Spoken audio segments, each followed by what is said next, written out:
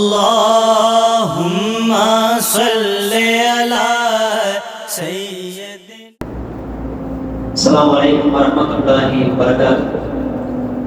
Alhamdulillah alladhi hadana li hadha wa ma kunna linahtadiya lawla an hadana Allah.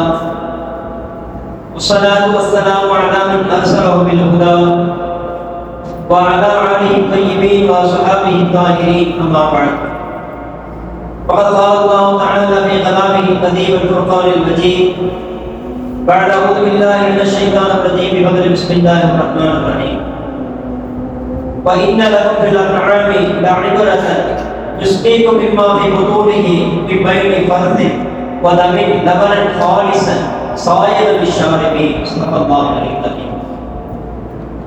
கண்ணியத்திற்குரிய நல்லவர்களே, கால்நடைகளிலே உங்களுக்கு பல்வேறு விதமான படிப்பினைகள் இருக்கிறது என்பதாக சொல்லிக்காட்டுகிறேன். அதே போல அந்த கால்நடைகள் நமக்கு தருகின்ற பயன்பாடுகள் குறித்து தன்னுடைய திருமணத்தை சொல்லிக்காட்டுகிறேன். ஆடு, மாடு, ஒட்டகம் இவற்றில் வரக்கூடிய அந்த பால் அதை நாம் பானமாகவும் உணவாகவும் பயன்படுத்துகிறோம். இந்த உலகத்திலே இந்த பாலை நாம் குடிபானமாகவும் பயன்படுத்துகின்றோம், உணவாகவும் பயன்படுத்துகிறோம். இந்த பால் உணவாக பல்வேறு பயன்களை நாம் அடைந்து கொண்டால் இன்றைய உலகத்திலே சிறு பிள்ளைகளிலிருந்து பெரியவர்களை பெரும்பாலும் அந்த பாலை விரும்பி அருந்தக்கூடியவர்களாக தான் இருக்கின்றோம். ஏன் பெரும்பாலான ஸல்லல்லாஹு அலைஹி வஸல்லம் அவர்களே ஆற்றிலிருந்து பாலை கறந்திருக்கிறார்கள், அந்த பாலை அவர்கள் குடித்திருக்கிறார்கள், பிறருக்கு அருந்த கொடுத்திருக்கிறார்கள். இந்த பாலை பற்றி இறைவன் தனது திருமறையிலே பல்வேறு இடங்களில் சொல்லி காட்டுகிறார். அதே சமயம் இந்த பால் உற்பத்தியாகக்கூடிய அந்த அவசியத்தை பற்றி இறைவன் திருமறையிலே சொல்லி காட்டுகிறார். ஒரே இடத்தில் இருந்துதான் சாணமும் இரத்தமும் பாலும் ஒரே இடத்தில் தான் உருவாகின்றன. ஆனால் அந்த இரத்தம் என்பது நரம்பிலே ஓடுகிறது, சாணம் பின்வழியாக வெளியேறுகிறது, பால் என்பது மடுவின் வழியாக வெளியேறுகிறது. இப்படி இருக்க அந்த பாலினுடைய சாணத்தினுடைய வாடையோ அல்லது அந்த இரத்தத்தினுடைய நிறமோ என்று எவ்வித கலப்படமும் இன்றி அந்த பாலை அல்லாஹ் பெண்மைக்கே உதாரணம் சொல்லக்கூடியதாக அந்த பாலை ஆக்கியிருக்கிறார். இது இறைவனுடைய வல்லமையும் அவருடைய அற்புதத்தை வெளிப்படுத்தக்கூடிய ஒன்றாக இருக்கிறது. இந்த பால், இரத்தம், சாணம் இந்த மூன்று உருவாகக்கூடிய இடம் ஒன்றுதான். அப்படி இருந்தாலும் கூட அல்லாஹ் அந்த பாலை எவ்வித கலப்படமும் இன்றி அதை பரிசுத்தமானதாக ஆக்கியிருக்கிறார். இறைவனுடைய திருமறையிலே சொல்லி காட்டுகிறான், சுமரத்திலே நாம் அவர்களுக்கு பாலை அருந்த செய்வோம் என்றால் சொல்லி காட்டுகிறான். சுவை மாறாத, ருசி மாறாத பாலை நாம் அவர்களுக்கு புகட்டுவோம் என்பதாக இறைவனுடைய திருமறையிலே சொல்லி காட்டுகிறான். அதே போல பெருமானார் ஸல்லல்லாஹு அலைஹி வஸல்லம் அவர்கள் எந்த பானத்திற்கும் எந்த உணவிற்கும் செய்யாத ஒரு விசேஷ துஆவை இந்த பாலுக்கு செய்திருக்கிறார். அல்லாஹும்ம பாரிக் லனா ஃபீஹி வஸித்னா மின் ஃபதுலிக். யா அல்லாஹ் இந்த பாலைக்கு அபிவிருத்தியை ஏற்படுத்துவாயாக, அதை அதிகப்படுத்தி தருவாயாக என்பதாக பெருமானார் ஸல்லல்லாஹு அலைஹி வஸல்லம் துஆ செய்திருக்கிறார். பொதுவாக உணவுக்கு அபிவிருத்திக்காக துஆ செய்திருக்கிறார்கள், ஆனால் அதிகப்படுத்திதான் என்ற விசேஷ துஆவை இந்த பாலுக்கு மட்டும்தான் பெருமானார் ஸல்லல்லாஹு அலைஹி வஸல்லம் செய்திருக்கிறார்கள். காரணம், அந்த பாலிலே அவ்வளவு மருத்துவ குணங்கள் இருக்கின்றன. நாம் பேசுகின்ற பால் இந்த பால் சொன்னால் கலப்படம் இல்லாத பரிசுத்தமான பாலை பற்றி நாம் இங்கே பேசிக்கொண்டோம். இந்த பாலை பற்றி ஹதீஸில் பல்வேறு விஷயங்கள் சொல்லப்பட்டிருக்கின்றன. ஒரு தடவை பெருமானார் ஸல்லல்லாஹு அலைஹி வஸல்லம் சொன்னார்கள், கனவிலே எனக்கு பால் கொடுக்கப்பட்டது, நான் அருந்தினேன்.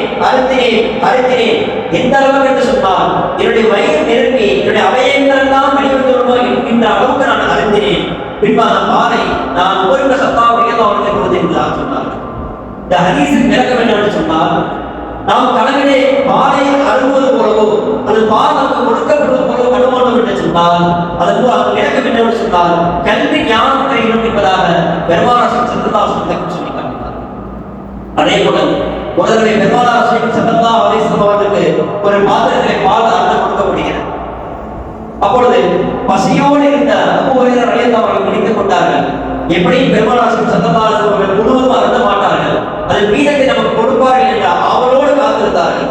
ஆனால் பெருமானார் ஸல்லல்லாஹு அலைஹி வஸல்லம் அந்த பாலை தான் அருந்தினார்கள்.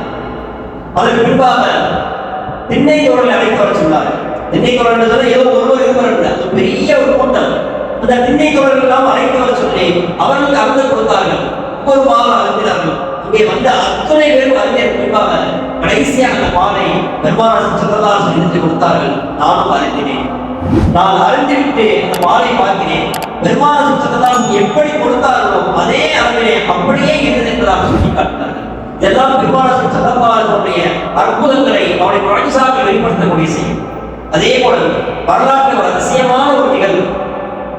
பெருமானார் ஸல்லல்லாஹு அலைஹி வஸல்லம் ஹிஜ்ரத் பயணம் மேற்கொண்ட சமயத்திலே அது ஒரு கடுமையான பயணம். 18 நாட்கள் தொடர்ந்து பயணம் செய்தார். அதிலே அவருடைய பசி தேவை போன்ற பல விதமான தேவைகள் அவருக்கு ஏற்பட்டது. அப்படி ஒரு தடவை பசி தேவை ஏற்பட்ட சமயத்திலே ஒரு குடிசையை பார்க்கிறார்கள். அங்கே ஆட்கள் என்பது போன்று தெரிந்தது. அந்த இடத்திற்கு பெருமானார் ஸல்லல்லாஹு அலைஹி வஸல்லம் வந்து அவர்களும் ஏதாவது உணவு இருந்தாலும் கேட்போம். அந்த உணவு அவர் தந்தார் என்று சொன்னால் அதை பெற்றுக்கொண்டு அதற்கான விலையை நாம் கொடுத்து விடலாம் என்ற எண்ணத்திலே அங்கே வீட்டுக்கு வருகிறார்கள். அங்கே உம்மு மஅபத் ரலியல்லாஹு அன்ஹா அவர்கள் இருக்கிறார்கள். மகத்தான சீனரி பெண்மணி.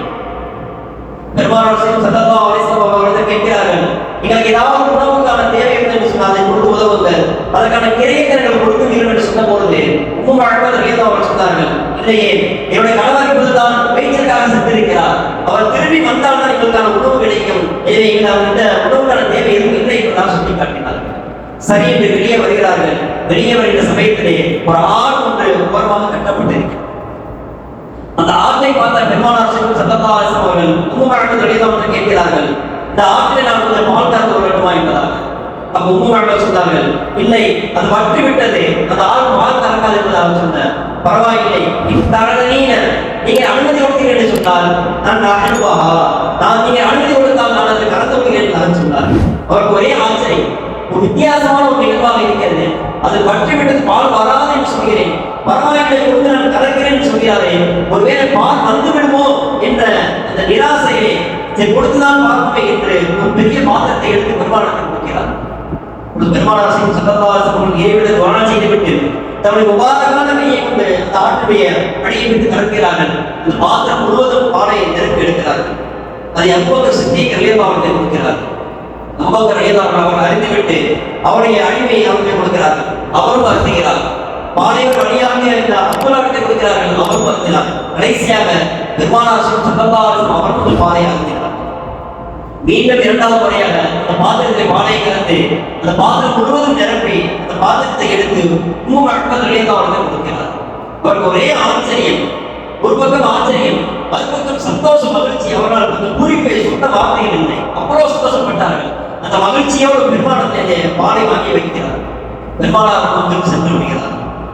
இப்பொழுது மேய்ச்சலுக்காக சென்ற அவருடைய கணவர் திரும்பி வருகிறார். ஒரு அம்மா ராஜா அபூ மஅபத் அபூ மஅபத் அவர்கள் வீட்டுக்கு வருகிறார்கள். பாலை பார்த்து ரொம்ப ஆச்சரியப்பட்டார்.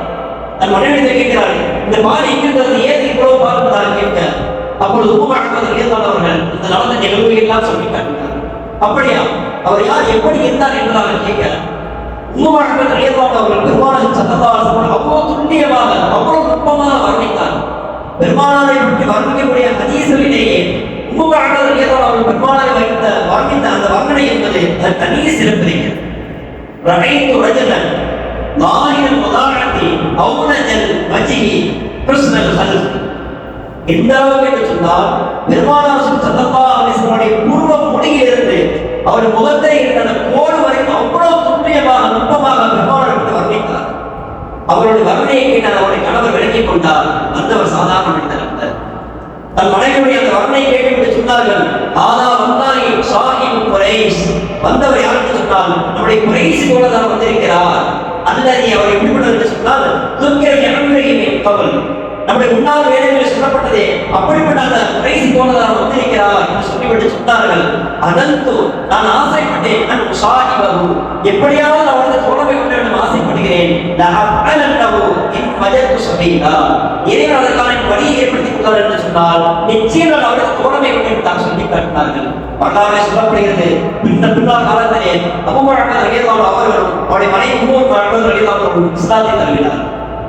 இதில் ஒரு அதிசயம் என்னவென்று சொன்னால் பெருமானார் ஸல்லல்லாஹு அலைஹி வஸல்லம் எந்த ஆட்டிலே பால் கறந்தார்களோ அந்த ஆடு பொதுவாக ஒரு ஆட்டினுடைய ஆயுட்காலம் எவ்வளவு என்று சொன்னால் 5 அல்லது